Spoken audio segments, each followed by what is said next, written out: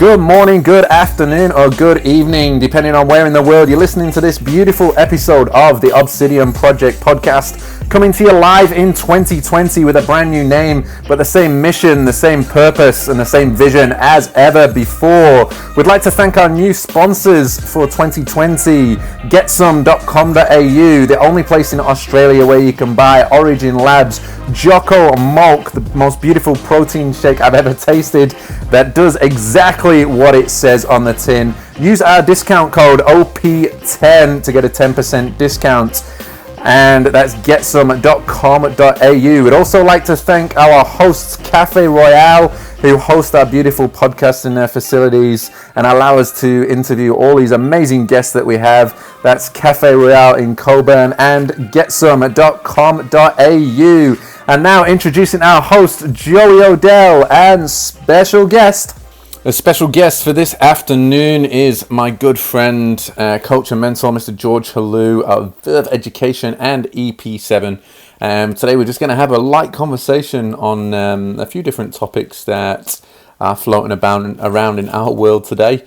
So let me introduce my good friend, Mr. George Helou, who's got a beautiful poem for us. Well, we all have a face that we hide away forever, and we take them out and show ourselves when everyone has gone. Some are satin, some are steel, some are silk, and some are leather. They're the faces of a stranger, but we'd love to try them on. Well, we all fall in love, but we disregard the danger. Though we share so many secrets, there are some we never tell. Why were you so surprised that you never saw the stranger? Did you ever let your lover see the stranger in yourself? Don't be afraid to try again. Everyone goes south every now and then. You've done it. Why can't someone else? You should know by now. You've been there yourself. Once I used to believe I was such a great romancer. Then I came home to a woman that I could not recognize. When I pressed her for a reason, she refused to even answer. It was then I felt the stranger kick me right between the eyes.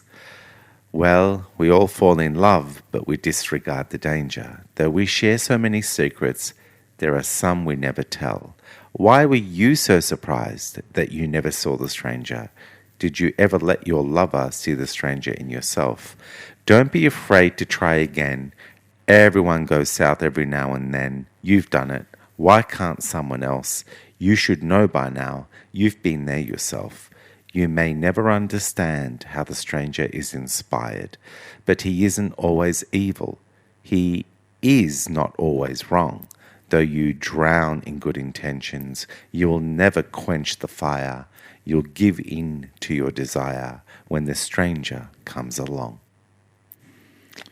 That's a beautiful little, I think we could call it a poem. It's a poem when you read it. Yeah. It's lyrics when you sing it. Exactly. And who was that by, George? Billy Joel, The Stranger. There you go. So Great song. Yeah, a song that probably a lot of people are familiar with. But it's funny, I was just thinking then while you were saying it, it's when we listen to music, it's we often get lost in the melody and the lullaby of the actual song and don't really, a lot of the time, pay attention to the lyrics. So when you hear lyrics out loud, especially something quite as powerful as that, because it's, you know, as I was listening and listening to you say, I could relate to a lot of things that a lot of people go through, a lot of things that I go through in my life in terms of, you know, trying to try on different faces and trying to be different people to sort of suit the people that are around you. And very often, or well, not very often, do I actually listen to the lyrics of songs, and it's very different when you hear the lyrics out loud as a poem, so to speak. So it's beautiful. Thank you. Yeah, you're welcome. And, you know, it's funny because we all struggle with understanding ourselves. It's very relevant to really think about how well you're tuned in to who you are, what you stand for. How familiar are you with what makes you tick, why your buttons get pushed, what kind of life you force yourself to have versus the one you truly desire you want, and how much of your desires have been suppressed because apparently they're too unrealistic. You got to wonder how much of a stranger we are to ourselves. It's true. I think we spend a lot of time trying to understand people around us, even understand the environments around us, like trying to understand, how do I fit into this place, or how do I fit into this group or this team, or how do I, become friends with this person, or how do I approach this person because I need something from them. Where I think we were even talking about this just before we came on the podcast about, how we as people spend very little time addressing things that we find purposeful, in terms of, like, I think we were talking about our issues with people, or issues with certain situations. We think about the outside first. We think about the people, we think about the place, we think about the situation, as opposed to actually thinking about the context of what you want to talk about in the first place. And we do kind of get lost in thinking too much about the outside, and we don't address the inside enough, into the point where you can go in wholeheartedly wanting to do something or achieve something or address something with somebody or something, and before you know it, you've got completely lost, because you're focusing more on the external rather than focusing on what's in you. And it can lead to becoming a little bit lost with yourself, because you start second guessing yourself. You start thinking about, is it more important for this person to like me, or is it more important for me to just fit in, or, this person's really abrasive, or this person's, they're very different from me. I'm not being able to say what I really want to say. And before you know it, you've got completely lost in this other person's thoughts, or this other person's speech, or what they're saying, and you've completely forgotten about what it is you wanted to talk about. You've gone back into your shell, and then you bury that deep inside until the next time it comes up. But the next time it comes up, you'll have a little less confidence to be able to do it, because you've got that fear now of being bombarded in the same way. Yeah, well, ultimately you end up in a groove of existing without even trying. I mean, like, once your brain has settled on what it thinks is how life is, then you're in that groove habitually. And a lot of it is fear-based, but your brain doesn't offer a full expose of its fears and why it has concluded that those fears are legitimate. What it does is it just represents those fears and guides you to constantly react in your environment to stay safe. And because this is happening so fast and so effortlessly, every time you feel something that keeps you in a comfort zone, you don't experience it as you've just denied yourself an adventure, a pathway into expanding yourself, deepening your understanding. You don't register that. You experience it as, you did what you felt like doing. Yeah. And when you keep doing what you feel like doing, there's a difference between an emotional state that keeps you in your reality bubble versus a deep sense of what you stand for and how to represent what's important to you. And we aren't taught to respect that deeper sense, to acknowledge it, that it's real. We're not taught to go down into what we stand for and start to compare it to how we're living and start to understand how there's a disconnect between those two worlds. So look at us. We're like passengers on trains of thoughts to just perpetuate the same dynamics of a reality that doesn't represent our true values. Yeah, and I guess it's that's definitely how we can get stuck in jobs that we hate, in relationships that are not necessarily good for us, in friendships that have long really served the purpose, and it just you just don't get along well with the people that you're in inverted commas being friends with, and I guess there's that trap in a lot of it, because we solve the emotional problem on the surface, but we don't really solve the emotional problem underneath. So it's like, let's say it's a job, for example. It's just like, fuck, I'm not having a good day, or things haven't been going so well for me at work the past couple of years, and hopefully today's going to be a good day. Maybe the conversations that I have will be good conversations at work, and I'll get those things that I need to get me by through the day. Maybe Sylvia's going to bring in some cupcakes today. It's Tuesday. Maybe she brings in the cupcakes. That'll get me through today. And you're solving the emotional problem on the surface enough to get you through your day, whereas you're maybe not really paying attention to that emotional inside that's saying, I'm actually really unsatisfied with what I'm doing. Joey, if you put a red ribbon on a turd, it's still a turd. There's no amount of cupcakes that are going to mask the disconnect between the life you want, the destiny you want, and how you're on a track that won't get you there. Cupcakes become very, very annoying distractions eventually. You become resentful of things that are not a problem. In other words, we start to blame the bow for being on the turd. Yeah. It's true. Hey, it's Why are you on that turd? God damn it. I would not have fallen for that turd if it wasn't for you being so pretty. I mean, maybe it's a little bit of a silly story to say, but a lot of people get distracted by outside factors, like money is a big one. By the way, a lot of people includes you and me in this room. Just for you listeners out there, just wondering if we're on our high horses. Everything we share relates to us, unfortunately. Yeah, and I can say that hand on heart. I get distracted by money. I think a lot of people do, and you tend to do things with your life because of money. Like if you're in a well-paying job, or maybe not even a well-paying job, maybe the job does, or out there, the financial output covers what you need to cover to make it through life at this current stage.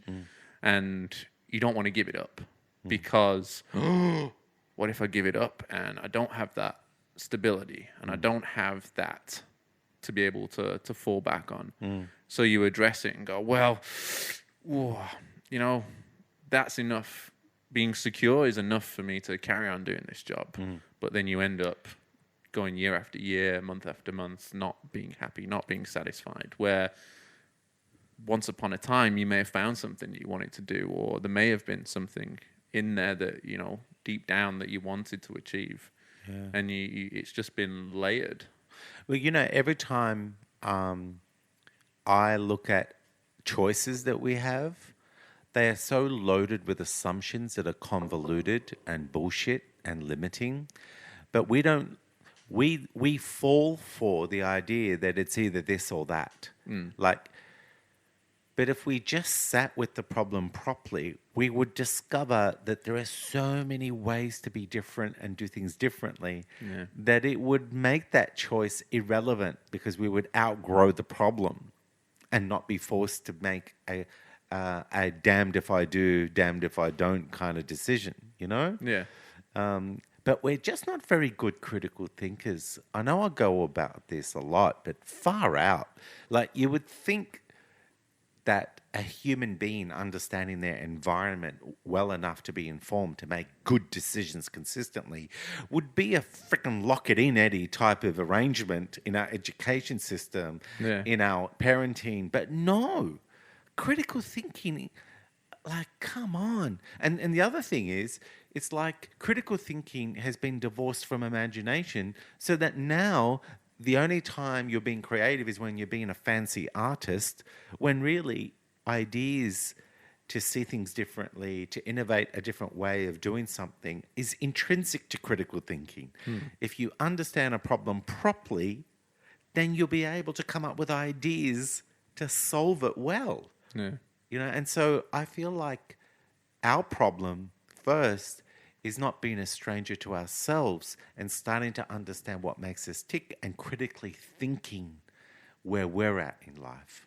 Yeah, and look, I can say from personal experience, I know, like, when I start thinking about things like money, when I start thinking about, like, oh man, but maybe I don't want to do this because of this person or because of that person, or you get confined. I get confined, especially by these outside factors. I know this is when I start to go into that dark hole, start to bury myself in these sorts of thoughts, and then eventually it turns around to almost living in this shell, trying to stay away from these thoughts and hoping that, I'll just live here for a little bit.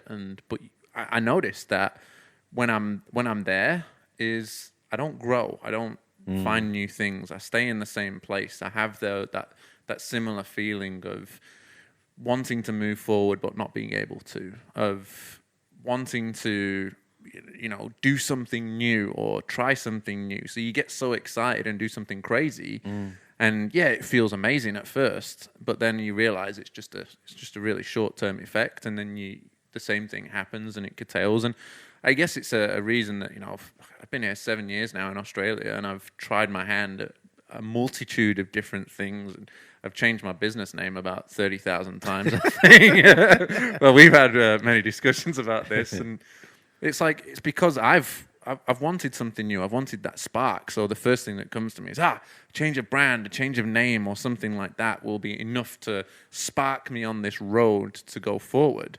So it does. It makes me feel good for a week, 2 weeks, a month, 2 months. And then I'm back to stage one where I have this same feeling again, because all I've done is address this outside factor, and I've not really gone deep in within and gone, okay, what is it really? And it's that more to the fact, I'm not following my real passion. I'm letting other outside factors affect my decision enough to go, I'm not on the right path. I need to change something. So I'll change something small like a name, and then it's enough at the moment to push me forward. You know what? Then I go back. You know what I was just thinking, right? We're afraid of strangers.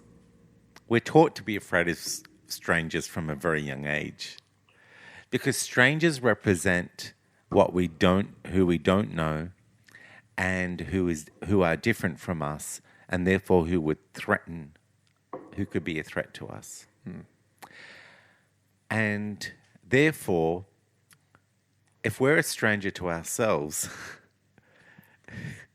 it creates a pretty complicated relationship, doesn't it? You're tying this in really well. Well, you made me read it at the beginning. I might as well. But seriously, when you were talking about that shell, it's like you're in this shell and you're not understanding why you're in that shell. You see, you're the stranger that now feels like the world is a stranger. So you're estranged both ways. Yeah. Because if we were to look at it theoretically, right, with a lot of practical evidence to support this, is that we're interconnected. We're a part of this together. So when we're in a shell, we've somehow managed to disconnect long enough to feel like we have to protect ourselves and block and disconnect from everything. Yeah. Now, when you're in that shell, there's this estranged part of you with you that you don't belong in the shell. So you feel inadequate, like you're a failure. What's wrong with you? Get the fuck out of the shell. Right? Yeah, yeah. And then it's like you don't even validate why you're in the shell in the first place. So instead of understanding the stranger in the shell, you force yourself out of the shell. In other words, why are you in the shell? Validate it without judgment. apparently it's a very good idea to be in the shell according to an important part of you. Yeah. And what if you found out there are legitimate reasons to be in the shell? But the problem is, once again, we're not understanding and befriending this part of us that's not being addressed, being represented, being understood. Yeah, it's true. I mean, I've spoken to a few people over the years now, and one of the things I heard along the way is like a couple of people saying that when they start to hit depression, and I know I've felt this as well. It's even in your own home, in your familiar surroundings, wherever you are, with your friends, with the people that you're hanging out with, you feel like a stranger. That's not hard to believe. If you think about it, your home was never your true home. I mean, the idea of being comfortable in your own skin, the idea that you're so content in the moment with who you are, that you could look in your eyes in the mirror and be grateful for your awareness of the real you, your worthiness, your capability, your interconnection with everything, the abundance of life. The idea of all that is home. But just because we know it philosophically, just because we glimpse it and we live it in some context of our lives, doesn't mean we've actualized enough of it consistently to thrive to the level that we deserve yet. And so I think it's like us as works in progress is we're meant to be on a journey home into us to discover the real us, which connects with each other in such a genuine, sincere way that we get to know that our differences are the spice of life and our similarities are the most important part of understanding that our differences never matter. They enhance and give us an adventure to share. I mean, I think the thing is as well, it's quite hard to address that with yourself. Like to sit down and... You need to like have a little meeting inside of you. Yeah. An AA meeting. I've gone for 1,000 days without denying myself self-love. Well, to come to a realization that you need that, it usually doesn't happen like just overnight. Like it takes either the courage to understand that something's not right and you have to go and dig deep and find that inner resilience to combat that every day, or something horrifically traumatic, something extremely shocking, or some form of like metaphysical explosion happens that it's like, fuck, I need to address this. Yeah. And it's we don't really want to wait for one of those things to come along. We don't really want to wait for the explosion to come along, because in no way, shape, or form is an explosion good for us. It's never going. Although it might be life changing, there's always going to be some trauma involved around it. But it's hard. Like it's fucking hard for people. And I say this like even now today. It was like it's hard to come in and work on yourself every day. It's hard to find that courage when you're not feeling great to go, I need to improve this situation. I know. But I think we don't validate very well, and we don't know how to honor that initial part of the process, which is accepting ourselves for everything that we are in that moment, including all the bullshit. We're not good at that.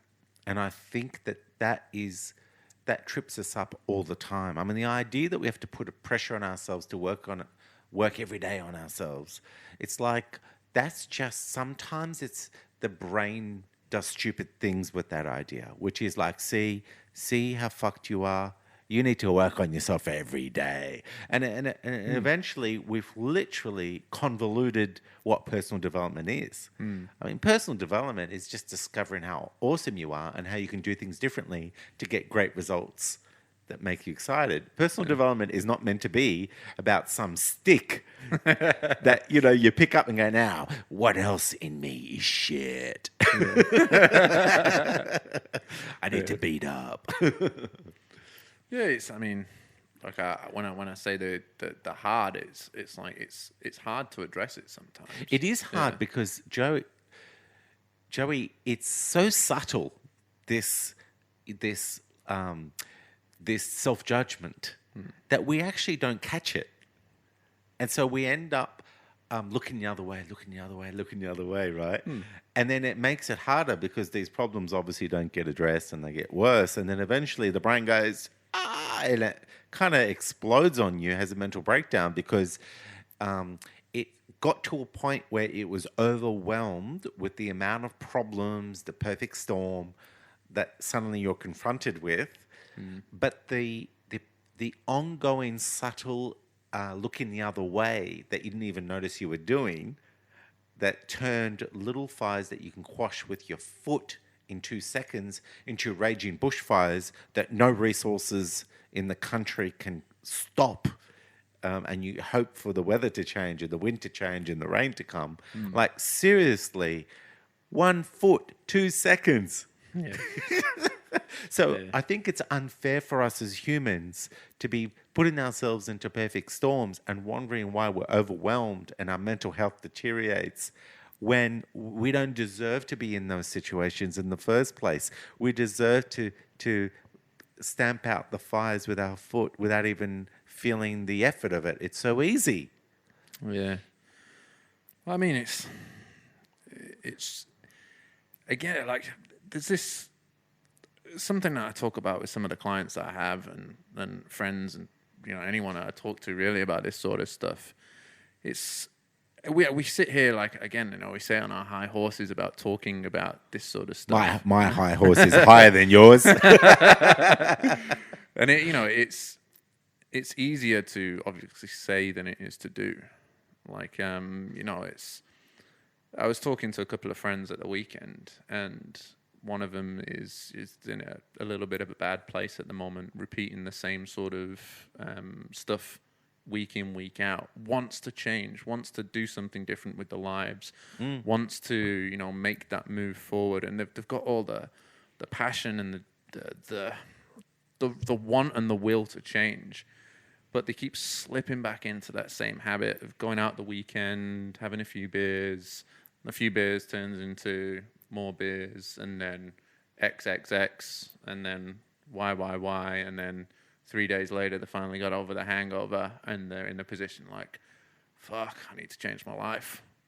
And boom, the repetition starts. Friday hits again, bang, back into it. And it's more than just the want.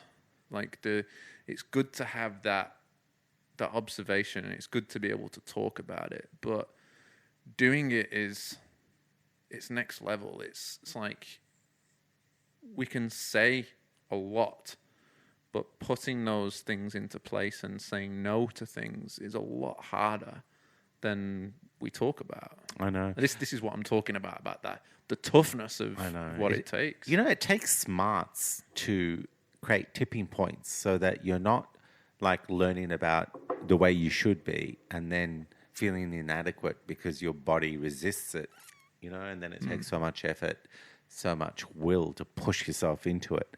And every time you push yourself into it, you know, suddenly you feel proud and you have a little burst of, you know, success. Yeah.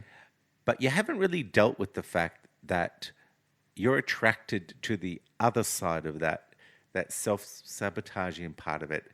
You're in the groove for a long time with that, and you haven't made peace with why. You haven't understood it. So what happens is you run away from it into a better place to be in action, but you haven't internalized the philosophy to own it, so that your identity now belongs over there, not where you've been. And so for me, it's a bit cruel, you know, when you're trying to be a better person, but you're forever feeling guilty, ashamed for falling back, when really the fact that you fall back is because the true work is waiting to be done, which is you honoring yourself, validating yourself, understanding why you're self-harming. Yeah. you've got to understand it, because your brain generally thinks it's protecting you. It doesn't think it's self-harming you. So you got to be a better leader and help this brain of yours figure out why it's accidentally fucking you over. Yeah. I didn't want to mince the words, you know. No, pretty spot on to the point there, man. But it's, you know, I look at this from my own, like, I say this to most of the people I speak to. I like to try and explain a lot of what I've been through in terms of how I talk to people, because at the end of the day, it's like my experiences come from the heart, so I can speak with passion. I can understand my emotions after doing all the work with it, especially with help from yourself. And it's like, you know, I go back to this thing about being hard. Like, I found hard because I like it. You know, I like the toughness of things. He likes hard. I like I like the toughness of everything. I like putting myself through a challenge. And, you know, it might not be for everybody. But I heard something this morning when just before I did my little morning drive video, that was, we can spend our life doing something we hate and still fail. Why not try doing something you love with the potential to fail? Because either way, at least you can say you were doing something you love. Yeah, I mean, the other one is you failed already. Yeah, exactly. The other one is at least you put yourself with some chance. And it's like... But that's a great statement, Joey. Yeah. Because you'd be surprised how resilient you find yourself to be when suddenly things are going wrong, and then you bounce back and you go, oh, well, at least I'm representing what I love while I deal with every now and then the setback. And the thing is as well, it's like you're more likely to push harder with that little setback because it's passionate, because it comes through the heart, and it's more, it brings out more of those strong emotions that you have towards what you're fighting for. You'll more likely come back stronger. This is why people succeed at things that they're passionate about, is because if they are set back, they will do whatever it takes to come back stronger, do whatever it takes to come back harder, because it's what they love, it's what they want to do, it's what they're drawn towards. And I can say that from myself. It's like, man, I don't know how many times, like, trying to work within this sort of confine of, like, the mental health business or industry in inverted commas or whatever you want to call it. I really don't like that term of phrase, but it is what it is at the moment. So, but it's like I keep coming back to it, and I keep coming back, like, with every knockdown of whether it's self-sabotage or someone said something and it's probably self-sabotage again afterwards. You know, whether it's financial thing, whether it's something external that's knocked me off the track, I always come back, and I come back with more passion, with more fire, with wanting to put myself through more tough situations, through, okay, well, let's try it again in this sort of aspect. Let's try being more consistent. Let's try, you know, try something new. Listen to the people that are around you. Ask for help when you need it. And, you know, that's what will keep me going. And that's what will keep other people going as well, because it's something that I'm passionate about. And, you know, I can say it I'm sure you can say it for yourself as well. Like, you must have had a lot of setbacks on the way in terms of being where you are right now. And I'm pretty sure after what we spoke about, like literally just before we jumped on here, that you're probably going through some setbacks right now that are challenging you. Yeah, when suddenly things are so slow, you're no longer seeing the type of timely progress you need to make you feel secure and happy. And so you start to worry as like, no, I can't afford this progress to be that slow. And therefore the brain starts to panic on your behalf, and then you end up having to have conflict with it to say, we've always worked through this. And then you try to give it perspective so it calms down a little bit, but then it goes back to the default of, are you sure this could be really bad? You know? And so how do you better win that fight? How do you get a brain to stop being a dumbass anchor that heavies the glide you can have where you eat obstacles like apples, where they crunch with a flavor of you growing and you learning, rather than this idea that every obstacle is a slap of see how it's not meant to be for you, or it's too much of a hard slog, or like far out. Our attitude to obstacles is the defining part of it. If we can, so that part of it, even for me, is a work in progress, because every now and then I get a curveball where I have not wired to embrace. So then I have to introduce myself to that world, familiarize with myself with that type of a curveball of, okay, from now on, I don't treat you as a threat because now I understand you, curveball. You're not that curvy when I look at you properly. You're very predictable. So even with your curve, it's not a curve anymore. It's predictable. Yeah. And so that will always be a work in progress, because you don't know when the next thing that will challenge you, that is part of you continuing to expand. And I just remember, like, I've had this conversation often about my happiest time for me. The place that I arrived at that was a true game changer for me was when I decided that I'm allowed to be a work in progress for the rest of my life. That was the happiest I became, because it meant I was allowed to exist in the moment, content with who I already am, and everything else was a bonus from then on end. And therefore, like you talk about love, like doing what you love, now it was about, I'm allowed to make mistakes. I'm allowed to figure things out. I'm allowed not to know everything already. And it just took all the pressure off, you know? There must be times, though, where you slip back into that old version of yourself, that old train of thought, where you do start to look for perfection, and you do start to wish you were already there, and that bone grinds, where you think, like, why am I not here yet? That little bit of frustration creeps in. Sounds like an abstract confession there, Joe. Somewhat. But that's the whole point of the work in progress, right? And so I think what you're saying, though, is that when you think you're a work in progress, but then you even give yourself a hard time and deny yourself being a work in progress, it's kind of a bit of, pretty frustrating, right? Yeah. But you see, in those moments that you lose that, the moment you become aware of it again, you're released. In other words, the work in progress is the quickest Houdini lock release mechanism you could ever ask for. Because the moment you give yourself a hard time, it's over. Yeah. Because you realize you were duped out of being a work in progress. Yeah. And then guess what?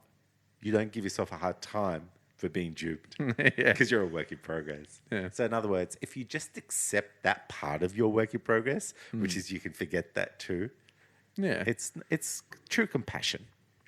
And it's like, this all comes from a little bit more about understanding who you really are, right?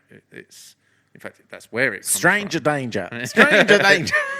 Yeah, because if you're not willing to sit down and put some time into yourself, you're always going to repeat the same things. But Joey, did you know that statistics say 1% of strangers are dangerous? Did you know 68% of statistics are made up? Yeah. I know that very well. I use it regularly. Yeah, but like, I laugh because yes, there's a very small percent of the stranger that's a genuine threat. But there are two things I want to say to that. The first one is the 99% plus of the strangers that are a part of your adventure of new connections, new synergies, right, are denied because you're forever thinking the next stranger is the one that's the threat. Yeah. And the second part I want to say about that is that you in your flow, following a process of understanding your environment means the ease in which you get to discern and identify which stranger is the legitimate threat. And from that state of flow, you get to deal with it so easily with boundaries and moving away from that, making good choices not to be harmed by that. It is never our problem, that 1%, when we're in our flow. But let's stop missing out on the jewel within us that deserves to be intimately known and not kept a stranger. In other words, our relationship with ourselves. Yeah. And all the awesome people around us that don't get to be appreciated for how great they can be with us simply by us knowing how to connect with them deeply and show them how much we see their value and watching how their good nature wants to reciprocate in kind. Yeah, I think that's, it's, I think a lot of people are when you get to feel like that, and again, I'll say this for myself, it's, you feel scared to reach out to people, even people that you will automatically put this stranger tag on them. Yeah. Because you were afraid. It's not even that conscious sometimes, is it? It just happens automatically. Yeah. And you're afraid to reach out to people because they might be the next person to hurt you. Because you've got so detached from you and so attached to the things going on around you that you completely shut down, where help isn't a thing that you can ask for anymore. Yeah, and it's funny. We find ways to make them a stranger. Like we'll even say things like, "Oh, I don't want to put them out. They're probably busy." In other words, I'm going to inconvenience them to a point where that part of them that I fear, which is the one that will see me in a bad light and want to punish me for inconveniencing them, we create that. Yeah. And that's it. It's unnecessary. Well, that's where the roller coaster, unfortunately, just keeps on going. It can get dark down there because if you keep looking at the external and you keep focusing on all the fears and all the pain and all the problems that could arise, then you're going to be living in a world full of pain, fear, and problems. And this is where it's easy to fall, like I was saying with my friend, for example, it's easy to fall back into that trap of finding a way out. And that way out might be only temporary. It might be a few beers. It might be something worse. It might be, but if it gives you a relief from that, it's very tempting to go down that Totally. path. Well, you got to buffer the pain. And so we end up being clever enough to buffer the pain, but not clever enough to understand the pain and deal with the root causes of it. So, and one of the things that fascinates me is that us as humans keep falling for this idea that the world we see is the world that is, when really it's just very subjective. And our perception is very distorted. And so, like politics, for example, the fact that you could have two extreme sides that are adamant they have the truth, and they both see the other side as drop kicks at the same time, and it continues, and none of them are curious enough to go, how the fuck does that happen? How do people manage to stay disconnected from apparently the truth that I have? No one's wanting to cross to the other side in humility and go, I need to understand how you think fully. Yeah, so true. Why? Why aren't we crossing over and understanding? Because if we do, we're going to find that each side is pushing for relevant values, but it's pushing to such an extreme, it doesn't know it's done that. And so the other side gets to see the weaknesses of each side as legitimate, which they are, but they're blinded to the value as well, so that each side no longer validates the other, Yeah. and only picks on the weaknesses of the other, which makes them fanatical against each other. And this is what humans can do with the truth. And it's true. I mean, look, there's people like me and yourself, for example, that, you know, people can reach out to and ask for help. But in all honesty, like, as much as, like, we've only got a certain amount of time in our day, we've only got a certain amount of people, theoretically, that, you know, we can actually help. But for people that do listen to stuff like this, it's like, as a friend to somebody, whether they're a close friend or a friend from years ago or even a new friend, it's like taking the time just every now and again just to check in with the people around you could be all that they need. That humility that you've taken to go, hold on, like, maybe my friends need that little, like, hey mate, how you doing today? Or it's like, you know, just checking in, giving them some words of encouragement. It's like, oh, you know, I've seen you've done this today. That's pretty good. You know, it's not the major political bridge that we were talking about, but it's just enough for that person to find that little light, that little bit of a way out of the situation that they're in, to go, you know what, mate, I've actually been really struggling recently. I've actually been not in a very good place. It's been a bit dark for me. And I've got some stuff that I've been holding back on and I really need to talk about. And that's what people, I hate to force things on people, but that's what people need to do a little bit more of. Joey, we all think that we are strange and that there may be a chance people are going to find out that we don't fit in. We're not cut from the mold that's acceptable in society. The amount of people that are relieved when they come in, go through coaching, right? And I think you've already you've experienced this. Oh, yeah. The amount of people who are relieved that they're normal with their mistakes and that they don't have some exotic problem that is just them. It's like their entire life improves just off that shift from worrying once they accept, oh my gosh, this is normal. Yeah. So really, like, so you can imagine what state they're in, what they were doing to themselves for them to be shouldering this horrible assumption that they are uniquely effed up and they need to hide that. And you can imagine, like, imagine this, right? Imagine if you're effed up and you have to hide it. It's draining, okay, because you're effed up. Well, what about having to use energy to make yourself believe you're effed up when you're not, and hiding what you believe is not true? That's a double whammy drain. Yeah.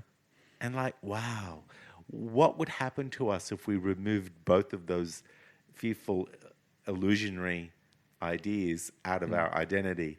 What would happen to us? How much energy would be restored back to where it should be? And what clarity would we have in the way we feel we belong and relate to people and accept the work in progress that we are? Just off the premise that you're not... Stop estranging yourself and realize you're like everybody else. Yeah. I mean, I can say this from my own perspective in terms of being a new father. It's like hundreds, millions, billions of parents out there that have done this gig before. I'm 3 months in and, you know, everything is new for me. And there are moments where I'm that tired, I'm that drained, I've had a hard day at work, the missus is giving me the shits. She's also, you know, not too in the best mood herself. Baby's crying her little eyes out. And there are moments where you just sit there and think, oh, God, I just wish I had my old life back. Yeah, there's those moments where you just wish that, you know, you had that old life back. And then, luckily, I'm in a position where I can think, you know what, it's okay to have that feeling. It's okay to wish for something that you once had because something was difficult. It's you giving yourself contrast. And then you can, from there, you can go, well, you know, life is actually pretty beautiful. I've got this amazing little child that I can look after. But there would be people out there that would think, oh my God, I'm a fucking terrible person for thinking that. I've got this whole responsibility to go through, and I'm wishing I didn't have my child, this thing that I've wanted for so long. You know, a lot of mothers create social networks where they help each other feel very normal when they are being bad mothers. Yeah. And it helps them to no end, because when a mother starts to accept and not worry about feeling inadequate, she stresses less, she rolls with challenges, and then suddenly she's just by default becoming a better mother. Yeah. You know, so it's great that we really do need to remind ourselves that, you see, there was real value in your past, and that you're allowed to see that, relate to it, be grateful for it, and want it back in your life, just like there is value now in you being a dad and having your own family that you would never exchange for anyone. Yeah. So it's all about, well, I'm just valuing something that I don't have right now. It's got nothing to do with negating what I have. And it's sitting with it all properly that gets you to appreciate that your intentions are pure. But look at how willing our brain is ready to throw us down the river like we're a bad person. Yeah, exactly. I know this because I've caught myself doubting my intentions and then having to double check and go, oh my gosh, my intentions are great. Why was I even doubting that? And I get that we want to stay humble and we want to make sure that maybe I get that part, but far out, we do seem to want to beat ourselves up illegitimately, you know? Yeah. And I think that's the great thing about like being able to speak about that type of thing. Like a couple of weeks ago, I was feeling a bit crappy and those thoughts were going through my head. So I quickly went out, got in touch with a few people, started talking about it, one of them being yourself. And just started talking about being a dad and the challenges of it. And they gave me their feedback and it completely clicked me. And it's like, this is just a thing you go through as a new dad. This is a thing you go through as probably as a new mum too. It's as a new parent. And to be honest with you, this is the reason I started this podcast. But yeah, I've had a few ups and downs with slowing it down and speeding it back up and slowing it down and changing the name and things like that. But the essence of it being is like the stories that people can share, that people can relate to and people can listen to go, wow, someone else has been through that too. That doesn't make me feel like a terrible person anymore. It doesn't make me feel in solitude. We're in this together, mate. We're in this together. We all are. And that is the beauty of what we're going through. That's the beauty of, you know, being able to understand that it's okay. So basically the message is, don't be a stranger. Don't be a stranger. Say hello. Say hello. Reach out. Yeah, don't be a reach stranger. Out, talk. Have a conversation. And you never know what you'll be able to find. Absolutely. Thanks, George. Thank you.